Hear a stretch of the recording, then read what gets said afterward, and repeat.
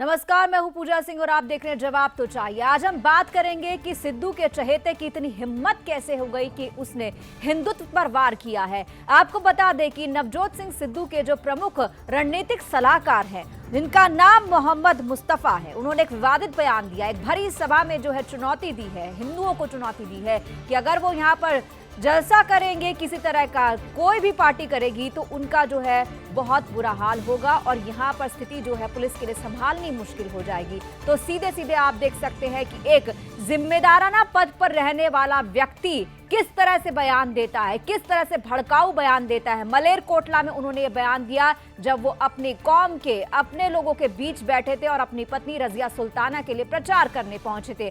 हालांकि इसके बाद अगर बात करें तो उन्होंने अपने इस बयान पर से जो है पलटवार, उन्होंने यू टर्न ले लिया है। उन्होंने मना किया कि उन्होंने ऐसा नहीं किया, इनकार किया है। लेकिन बात यह है कि एक आईपीएस ऑफिसर रह चुके व्यक्ति को क्या यह मालूम नहीं होता कि किस तरह का बयान उसको देना चाहिए। हम बता दें कि एक कहीं ना कहीं ये मानसिकता जो है यूपीएससी जिहाद की ओर इशारा करती है, जिसको हमेशा सुदर्शन न्यूज ने मुखरता के साथ उठाया है।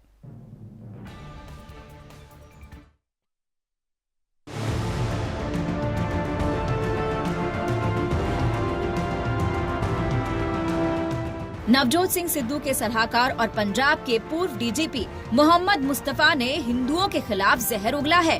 डीजीपी जैसे प्रतिष्ठित पद पर काम कर चुके मोहम्मद मुस्तफा की हिंदुओं के प्रति नफरत और घटिया सोच खुलकर सामने आई है।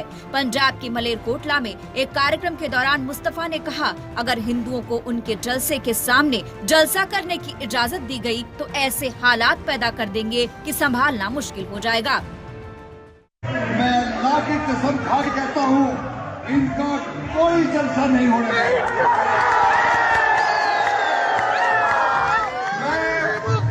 मैं कौमी फौजी हूँ, मैं कौमी सिपाही हूँ, मैं आरएसएस का एजेंट नहीं हूँ जो डर के घर में घुस जाऊंगा। अगर दोबारा इन्होंने ऐसी हरकत की, खुदा की कसम इनके घर में घुस के मारूंगा। सिर्फ वार्निंग दे रहा हूं, मैं वोटों के लिए नहीं लड़ रहा, मैं कौम के लिए लड़ रहा हूं।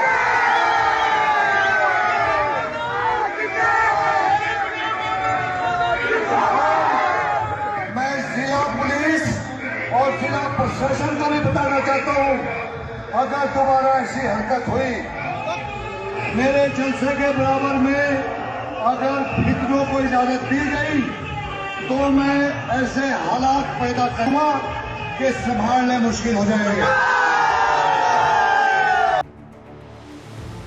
वीडियो में पूर्व डीजीपी मोहम्मद मुस्तफा हिंदुओं के खिलाफ आग उगल रहे हैं। वो हिंदुओं का सीधा विरोध करते हुए हिंदुओं के कार्यक्रम को नहीं होने की धमकी दे रहे हैं।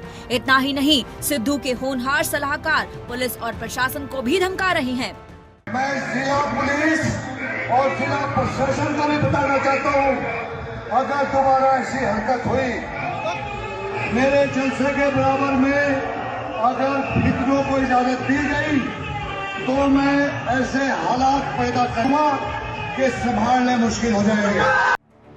तो क्या पंजाब में कांग्रेस के राज में हिंदुओं का कोई जलसा और कार्यक्रम अब नहीं होगा?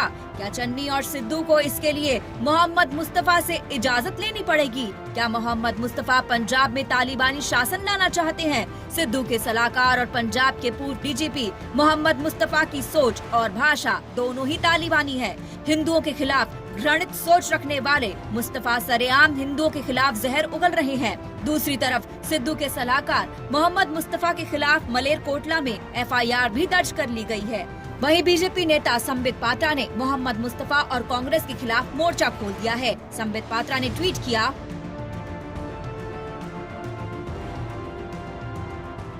कि राहुल गांधी और कांग्रेस पार्टी ही बताएं कि मोहम्मद मुस्तफा को मोहरा बनाकर पंजाब में वो कौन से हालात पैदा करना चाहते हैं। क्या पंजाब को कश्मीर बनाना चाहते हैं? क्या पंजाब में फिर से 80 के दशक जैसे हालात पैदा करना चाहते हैं? क्या पंजाब में सिर्फ एक विशेष कौम को जलसे का अधिकार है? मोहम्मद मुस्तफा पंजाब के पूर्व मुख्यमंत्री कैप्टन अमरिंदर सिंह के खिलाफ भी मोर्चा खोल चुके हैं। पिछले साल सितंबर में सिद्धू का बचाव करते हुए मुस्तफा ने अमरिंदर को ललकारा था। पर नवजोत सिंह सिद्धू गद्दार नहीं है। अगर इसके बाद कैप्टन अमरिंदर सिंह ने नवजोत सिंह सिद्धू को गद्दार कहा, फिर मैं सारी किताब खोलूंगा। पंजाब के पूर्व डीजीपी मोहम्मद मुस्तफा यूपीएससी जिहाद के ज्वलंत उदाहरण है, जिसका खुलासा सुदर्शन न्यूज कर चुका है। दूसरी तरफ जब देश के जिम्मेदार पदों पर बैठ चुका शख्स ऐसी बातें करता है तो उस पर सवाल खड़े होने भी लाजमी होते हैं। आपको बता दें कि मोहम्मद मुस्तफा कोई साधारण आदमी नहीं है, वो पुलिस महकमे में बड़े अधिकारी रह चुके हैं। उनकी पत्नी रजिया सुल्ताना सीएम चरणजीत सिंह चन्नी की सरकार में कैबिनेट मंत्री हैं। वहीं पंजाब के पूर्व डीजीपी रहे मोहम्मद मुस्तफा को पंजाब कांग्रेस के अध्यक्ष नवजोत सिंह सिद्धू ने अपना रणनीतिक सलाहकार बना रखा है। Bureau report, Sudarshan news.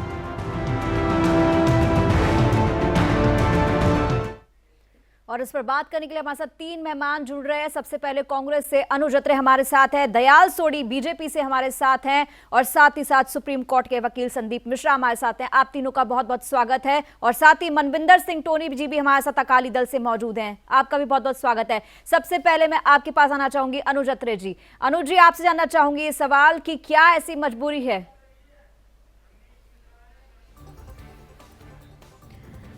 लगता है अनुज अत्रे हमारे साथ अभी तक जुड़ नहीं पाए हैं, तो मैं दयाल जी आपके पास आऊंगी। आप क्या कहेंगे, एक ऐसा गैर जिम्मेदाराना हिंदुत्व का विरोधी बयान दिया गया है, वो भी नवजोत सिंह सिद्धू के चहेते द्वारा, मोहम्मद मुस्तफा, जिन्होंने सरेआम जो है चुनौती दी है कि अगर जलसा होगा तो बहुत बुरी स्थिति हो जाएगी, भागने का समय किसी को नहीं मिलेगा। इस तरह के बयान, भड़काऊ बयान उन्होंने दिए हैं। देखिए, बात ऐसे है कि जो कांग्रेस का फुटबॉल इनका जो नीति का जो प्रयोग करते हैं, वो चेहरा इन लोगों के सामने आ गया है। क्योंकि कांग्रेस है जो डिवाइड एंड रूल और वोटों के लिए जो ध्रुवीकरण का इन्होंने काम पहले भी किया है, वो जो मोहम्मद मुस्तफा जी ने जो कल बयान दिया है, उसमें जो इनकी इच्छा है वो वोटों का ध्रुवीकरण करने के लिए किया है कि पंजाब में जब पहले हालात इतने खराब थे तो सभी लोगों ने इकट्ठे होकर उन खराब हालातों का मुकाबला किया। लेकिन जैसे मोहम्मद मुस्तफा जी का हम कनेक्शन जोड़ते हैं कि पहले तो देखो वो आईपीएस अफसर रहे हैं, इतनी बड़ी उनके पास पद था, और उनकी पत्नी भी है जो वो सरकार में कैबिनेट मिनिस्टर है। और दूसरी बात, सबसे जो इनके जो स्टेट के प्रेसिडेंट है सरदार नवजोत सिंह सिद्धू, उनके को सलाहकार नियुक्त किए गए हैं, और उनके सलाहकार नियुक्ति का स्पेशल इन्होंने एक पत्र भी निकाला, ये भी कह सकते हैं कि हमारे सलाहकार नहीं है। सो मैं मानता हूं कि जो उन्होंने गैर जिम्मेवार जो बयान दिया है और इतने ओहदे पर उन्होंने काम किया है, मुझे लगता है कि पहले भी जिस तरह इन्होंने नफरत भरा बयान दिया है, पहले भी ये लोगों को वैसे ही देखते होंगे जो इन्होंने इच्छा जाहिर की है। सो मैं समझता हूं कि ऐसा बयान देना पंजाब में, पहले भी पंजाब में बड़ा संताप हंडाया है, अब पंजाब खुशहाली और तरक्की चाहता है। ऐसे बयान देकर पंजाब में जो ध्रुवीकरण करना चाहते हैं, वो पंजाब लोग, इनका जो बयान है उसकी जितनी भी निंदा की जाए, मैं समझता हूं वो कम है। जी मनविंदर जी, आप क्या कहेंगे इस पर?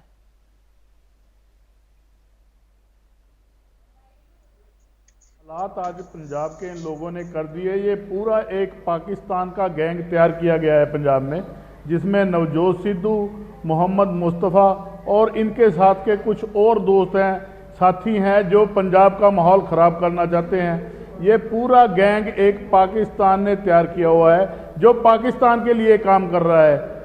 जो मोहम्मद मुस्तफ़ा क्लियर बोल रहा है कि मैं कौमी सिपाही हूँ।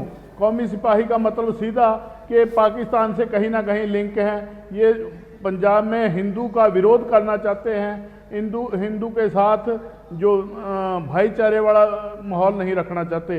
ये कहीं ना कहीं पंजाब का माहौल खराब करने में लगे हैं। जी, ये भी आपसे जानना चाहेंगे कि जिस तरीके से हिंदू विरोधी बयान जो है मोहम्मद मुस्तफा ने दिया है, कहीं ना कहीं जो है ये भड़काऊ है और साथ ही साथ हेट स्पीच के तहत आता है। एफआईआर करने में देर की गई है। अभी एफआईआर में कितने घोटाले किए हैं वो भी इस कार्यक्रम में मैं आपको बताऊंगी।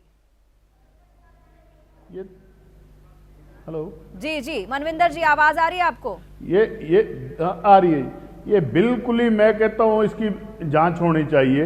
ये कहीं ना कहीं पाकिस्तान के के हाथ की कठपुतली बने हुए हैं, चाहे वो नवजोत सिद्धू हो, जी। चाहे मोहम्मद मुस्तफ़ा हो। जी। ये कहीं ना कहीं लिंक निकलेंगे जो इस तरह से माहौल खराब करने के लिए हिंदुस्तान का इस तरह की बयानबाजी कर रहे हैं। और ऊपर से इलेक्शन आ रहा है, जो इलेक्शन के वक्त पंजाब का माहौल खराब करना चाहते हैं और हिंदू को टॉर्चर करना चाहते हैं, एक तरह से हिंदू के ऊपर दबाव बनाना चाह रहे हैं।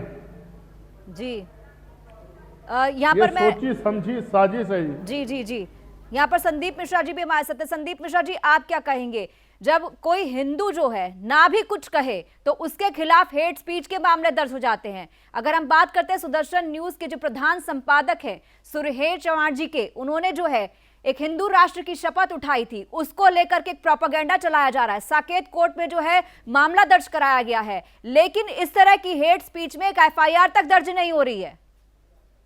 देखिए, मैं मनविंदर सिंह की बात को आगे बढ़ा रहा हूं कि पंजाब में चुनाव है और पंजाब इस समय चुनाव के दौर से गुजर रहा है जी। इस तरह की बात जो हुई है, आज आप लोगों ने रिपोर्ट की है मीडिया में, इसमें सबसे बड़ी जिम्मेदारी बनती है इलेक्शन कमीशन की।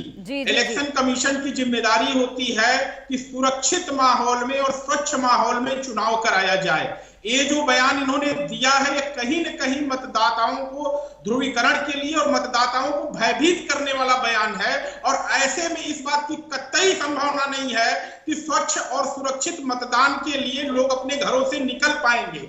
मैं सुदर्शन न्यूज के माध्यम से आप सभी लोगों से गुजारिश करता हूं कि चुनाव आयोग इस बात का संज्ञान ले और तुरंत अगले 24 घंटे के अंदर इनको पंजाब छोड़ने के लिए आदेश दिया जाए। अगर यह व्यक्ति पंजाब में रहता है तो उसके रहते हुए पंजाब में स्वच्छ चुनाव नहीं हो सकते हैं। और ऐसे जितने भी लोग बैकग्राउंड में होकर के काम कर रहे हैं, ये तो एक नमूना बस है। देखिए, यूपीएससी जिहाद का कार्यक्रम सुरेश चौहान जी ने किया था पिछला, तो उसमें उन्होंने क्या कहा था, एक व्यक्ति क्या कहता है, मुझे अपना निजाम चाहिए। अपना निजाम होने का यही नतीजा होता है। आज खुल के बात सामने आ गई कि अगर पंजाब का डीजीपी या पंजाब पुलिस का इतना बड़ा वरिष्ठ पुलिस ऑफिसर पब्लिकली आकर के अपने जलसे में कहता है कि मैं अपने बराबर में जलसे नहीं होने दूंगा, तो कल सिचुएशन क्या होगी आप समझ सकते हैं। और मैं एक बात आपको ऐड करूं यहाँ पर कि अभी ये जो कह रहे थे कि आरएसएस के एजेंट हैं, अरे भाई, आरएसएस का एजेंट जो है सीना ठोक करके इंडिया गेट पे सुभाष चंद्र की मूर्ति लगा रहा है और तुम्हें जवाब देने के लिए सक्षम है। देखो, एक चीज समझो इस बात को कि प्रधानमंत्री जी जो भी योजना लेके आते हैं सबके लिए लेके आते हैं, लेकिन कहीं ना कहीं ये जो अपना निजाम मानसिकता वाले हैं, उस चीज को बाकी लोगों को वंचित करते हुए आगे बढ़ के सारी योजनाओं का फायदा ले रहे हैं। तो देश को इन सब चीजों को बड़े गौर होकर देखना चाहिए कि देखो भाई, तुम 80% हो, उसके बावजूद 20% वाले तुम्हें किस तरह से जवाब दे रहे हैं। और सोचो, कल को अगर इनका निजाम आएगा, चाहे पंजाब में आएगा चाहे उत्तर प्रदेश में आएगा, तो तुम्हारी स्थिति क्या होगी। इस चीज को समझना चाहिए जनता को। हिंदू हो, सिख हो, सभी को एक हो करके ऐसी ताकतों को जवाब देने की जरूरत है। और मेरा निर्वाचन आयोग से निवेदन है हाथ जोड़ करके कि अगले 24 घंटे के अंदर इस व्यक्ति को पंजाब से बाहर निकाला जाना चाहिए, तुरंत का तुरंत। जी जी जी संदीप जी, बात सारी ये है कि हर कोई व्यक्ति कानून के दायरे में रहकर काम करना चाहता है और कोशिश यही होती है कि अगर कोई गलत बोल भी रहा है, कोई विरोध में भी है, तो उसकी अगर कंप्लेंट भी करानी है तो हम जो है कानून का सहारा लेते हैं।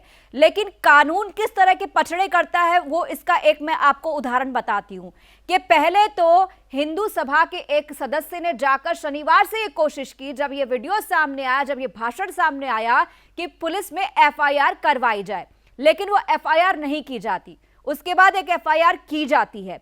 एफआईआर के अंदर एक फोन नंबर दिया जाता है जो कि जिस पर आरोप है, यानी कि मोहम्मद मुस्तफा, वो उसका फोन नंबर है ही नहीं। वो नंबर किसका है ये भी मैं बताती हूं। ये नंबर है हरियाणा पंजाब सीमा पर पुलिस चौकी के एएसआई गुरविंदर सिंह का। जब फोन करके इस पर पता किया गया कि नंबर किसका है, तो ये नंबर गलत दिया हुआ था। यानी पुलिस की मंशा ये साफ है कि इस मामले को रफा दफा कर लिया जाए, यानी कि एक महकमा भी जो है वो इनको सपोर्ट कर रहा है। मनविंदर जी, आपसे इस सवाल का जवाब जानना चाहूंगी। बिल्कुल बिल्कुल, पंजाब के जो डीजीपी पद के ऊपर रहकर कानून का सब भी तरह से जानकार होकर कानून का नाजायज फायदा उठा रहे हैं। ये देखिए आप, मोहम्मद मुस्तफ़ा जैसे लोग जो क्या हमारी सुरक्षा करेंगे या क्या पंजाब के हिंदू की, और सबसे बड़ी खतरे की घंटी आज ये है जी, अगर मोहम्मद मुस्तफ़ा की वाइफ कल एमएलए बनती है, मंत्री बनती है, तो क्या हिंदू की सुनवाई होगी? क्या हिंदुओं से वो लोग पक्षपात नहीं करेंगे? क्या हिंदू को नहीं दबाया जाएगा? आज पंजाब का ये माहौल बना हुआ है, हिंदू सिख के साथ शरेआमी धक्का हो रहा है, और हिंदू के साथ ही नहीं, सिखों के साथ भी ऐसा हो रहा है। नवजोत सिद्धू द्वारा हर बार ऐसे ही कुछ जो पीछे भी कमेंट किए गए हैं। मैं तो बहुत ही धन्यवाद करना चाहता हूं सुदर्शन चैनल का, जिन्होंने हमारे मुद्दों को सुनना शुरू किया, जिन्होंने ये हमारे मुद्दे उठाए। पहले ये मुद्दे उठाता भी नहीं था कोई, ऐसे दब जाते थे। अभी 2-3 मुद्दे ऐसे पंजाब में हुए हैं जो सुदर्शन चैनल से होके लोग जागरूक हुए हैं। इससे मैं बहुत धन्यवादी हूं, और मैं कहता हूं वो दिन दूर नहीं जब लोग इनको घेर के, सड़कों पे घेर के इनके साथ कपड़े पाड़ेंगे इनके, चाहे वो नवजोत सिद्धू हो, चाहे मोहम्मद मुस्तफ़ा हो। जी जी जी, मनविंदर जी आपका बहुत बहुत धन्यवाद हमसे जुड़ने के लिए, और जितने भी आरोप है इन पर बात करने के लिए अनुज अत्रे हमारे साथ जुड़ेंगे। हम उनसे जानेंगे कि क्या मजबूरी ऐसी है कि इस तरह के लोग जो कि देश विरोधी हैं, उन पर जो आरोप लग रहे हैं उनको क्यों नहीं हटाया जा रहा। फिलहाल इसी के साथ एक ब्रेक के लिए रुकेंगे, ब्रेक के बाद इस चर्चा को आगे बढ़ाएंगे।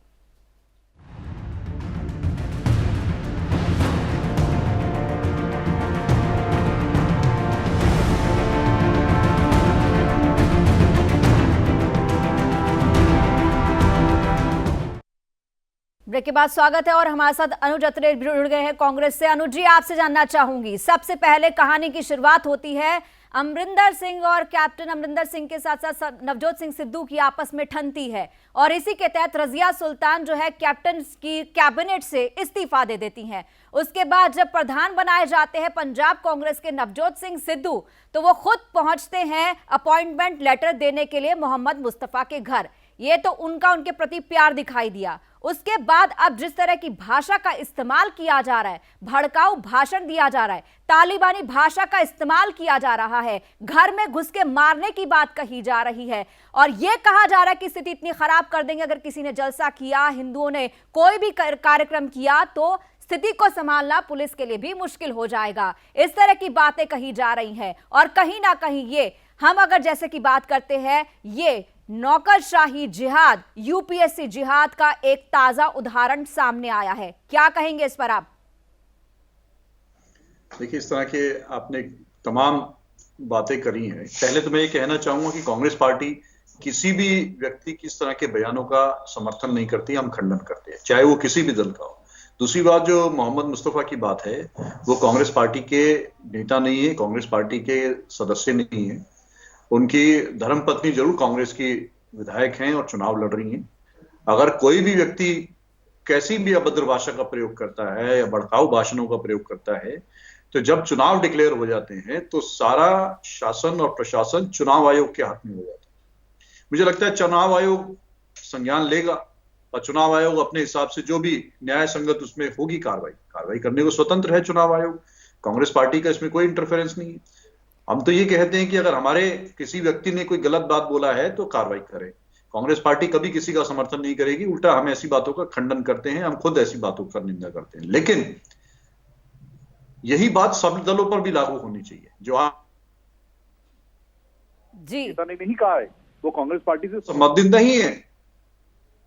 अगर मतलब कांग्रेस पार्टी के पंजाब के प्रधान के जो रणनीतिक सलाहकार हैं, जिनकी रणनीति पर पंजाब के प्रधान चलते हैं, उनका कांग्रेस से कोई लेना देना नहीं है। देखिए, कोई वो ऑफिशियल किसी पोस्ट पर नहीं है। दूसरी बात, मैं ये कहूं कि इसी तरह की बातें क्या भारतीय जनता पार्टी, आरएसएस और ये एआईएमआईएम जो इनके भारतीय जनता पार्टी की बी टीम है, या और अन्य दल, चाहे अकाली दल के नेता हो, चाहे आम आदमी पार्टी के हो, जो इस तरह की भड़काऊ भाषणों का प्रयोग करते हैं, क्यों नहीं कार्रवाई की जाती? क्यों इनके नेता भी, इनकी पार्टी सामने आए और अपने नेताओं के खिलाफ रोक लगाए? हम तो ऐसी बातों को बिल्कुल समर्थन नहीं करते हैं। मैं खुद निंदा करता हूं ऐसी बातों, ऐसी शब्दों का। जिसने भी दिया है कार्रवाई करे चुनाव आयोग, हम साथ देंगे। लेकिन यही बात है जो यहाँ पे भारतीय जनता पार्टी के नेता बैठे हैं। 1000 ऐसे बयान हैं जो भाजपा के नेताओं के अभी तक हमारे ऑन रिकॉर्ड्स हैं। क्या आज तक इनकी सरकार में रहने में किसी ने हिम्मत करी है? क्या पार्टी ने कुछ हिम्मत करी है आज तक उनके खिलाफ कार्रवाई करने की? तमाम संवैधानिक संस्थाएं, हिम्मत तो आपने भी नहीं की है। जिस तरीके से सिद्धू बयान देते हैं उस पर तो आपने भी कोई कार्रवाई नहीं की है।